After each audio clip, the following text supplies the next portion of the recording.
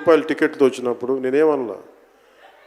కానీ మీ కోరిక మేరకు ఈరోజు టికెట్ రేట్స్ పెరిగి ప్రభుత్వం మనదొచ్చి మన సినిమా ఇప్పుడు రిలీజ్ అవుతుంది.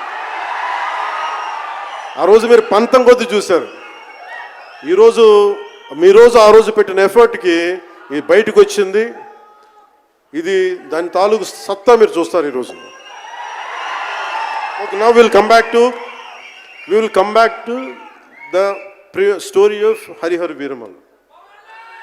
హరిహర వీరమల్లు ఇది నాకు చాలా ఇష్టమైన సబ్జెక్ట్. ఇది మనందరం చరిత్రలో చదువుకుంటాం.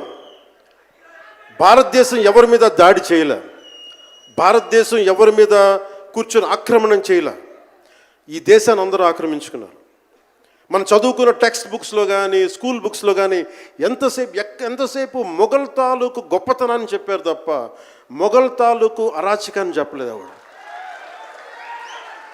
Akbar is great, Shahjahan is great, Aurangzeb is great అంటే what they had done. Vijayanagara empire గురించి మాట్లాడాల. ఇంతమంది కింగ్స్ ఉన్నారు, ఎవరి గురించి మాట్లాడాల. We always heard about Mughals' greatness, but what Aurangzeb has done to our country, సొంత తమ్ముడిని చంపేసి దారా సిక్కుని చంపి షాజహాన్ని జైల్లో పెట్టి నువ్వు హిందువుగా బతకాలి అంటే నువ్వు ట్యాక్స్ కట్టాలి. Can you imagine? For being a Hindu you have to pay tax as a Hindu, just to accept, to practice. ఇలాంటి సమయంలో ఒక ఛత్రపతి శివాజీ మహారాజ్ లాంటి వాడు గుండెల్లో శౌర్యాన్ని నింపాడు.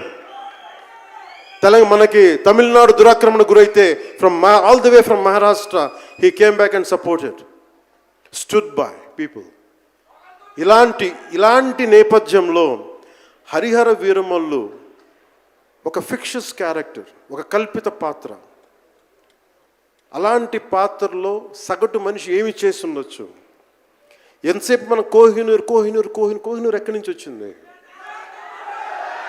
కోహినూర్ ఒకప్పుడు ఉమ్మడి రాజధాని కదా ఇదంతా, మనందరికీ ఉమ్మడి దేశం కదా ఇదంతా, తెలంగాణ నుంచి కృష్ణానది తీరం వరకు టిల్ విజయవాడ. ఆ కృష్ణానది తీరం దగ్గర ఇప్పుడు విజయవాడలో ఉన్న కొల్లూరు దగ్గర వజ్రపు గనులు ఉంటే అక్కడ దొరికిన వజ్రం అది.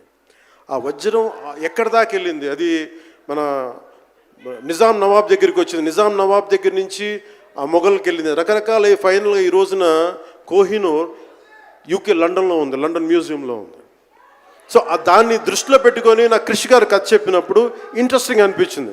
Then we did the story, then cinema చేశాం. ఈ సినిమా మేకింగ్ ప్రాసెస్లో చాలా నలిగాం. ఇలాంటివన్నీ నలిగిన తర్వాత ఒకటే ఏంటంటే ఈ సినిమాలో ఇది ఎన్ని రికార్డులు చేస్తా నేను చెప్పలేను, ఎందుకంటే ఎంత కలెక్షన్ చేస్తానో నేను చెప్పలేను. ఎందుకంటే నేను ఎప్పుడు కూడా ఈ రోజుకి చెప్తున్నాను, we did our best efforts better.